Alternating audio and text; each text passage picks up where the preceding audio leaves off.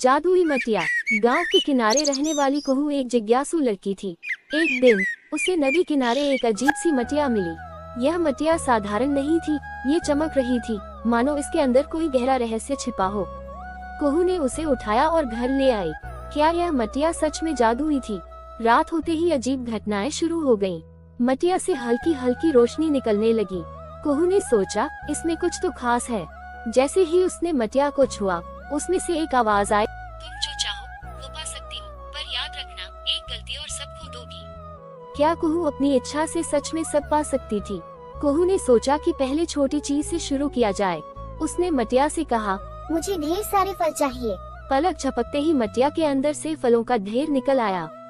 वह खुश हो गई। लेकिन अगले दिन गांव के लोग उसके घर आए और कहने लगे, हमारे सारे फल गायब हो गए हैं।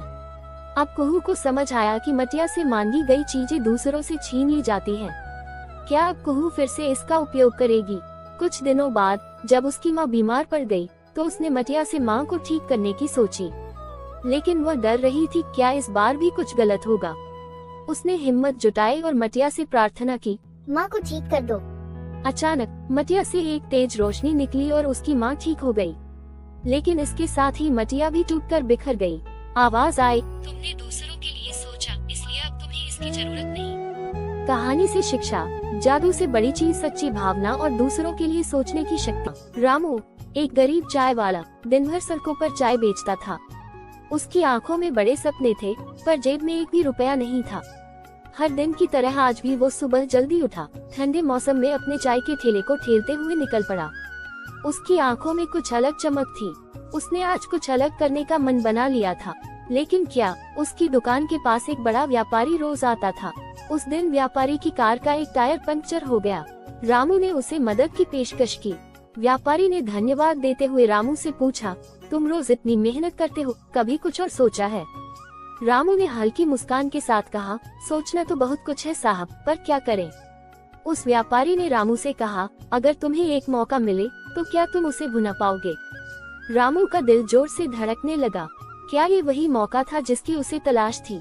मुझे एक मौका दो साहब, और देखो मैं क्या कर सकता हूँ, उसने उत्साह से कहा। व्यापारी ने सोचा और कहा, ठीक है, कल सुबह 7 बजे मेरे ऑफिस आना। क्या रामू को एक नई जिंदगी की शुरुआत मिल रही थी। अगली सुबह पर व्यापारी के ऑफिस पहुंच गया। वह बेहद नर्वस था। जब उसने दरवाजा खटखटाया, अंदर से एक आवाज आई, आओ रामू। वो अंदर दाखिल हुआ और व्यापारी ने एक छोटा सा लिफाफा उसकी ओर बढ़ाया। ये लो, व्यापारी ने कहा, इसमें तुम्हारे सपनों की चाबी है।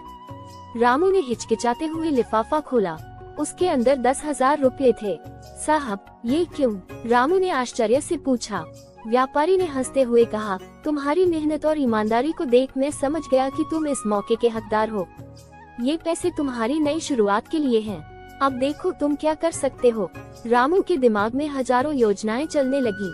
उसने पहले अपनी चाय की दुकान को बढ़ाने का सोचा।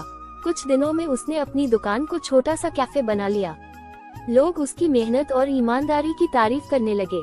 उसके कैफे का नाम था रामू का सपना। लेकिन कहानी यहाँ खत्म नहीं होती। एक दिन रामू के कैफे में वही व्यापारी चाय पीने आया। रामू ने उसे सम्मान के साथ बिठाया और उसकी सेवा की। व्यापारी ने कहा, तुमने मेरा विश्वास सही साबित किया। अब तुम्हें और ऊंचाइयों पर देखना चाहता हूँ। रामू की मेहनत रंग लाई। वो न सिर्फ अपने परिवार को गरीबी से बाहर निकाल पाया, बल्कि उसने अपने इलाके की कई गरीब शिक्षा के साधन भी उपलब्ध कराए। और वो कहता था, सपने सिर्फ उन्हीं के सच होते हैं जो मेहनत करते हैं। मॉरल, जब इंसान अपनी ईमानदारी और मेहनत के साथ आगे बढ़ता है, तो उसे दुनिया की कोई ताकत रोक नहीं सकती।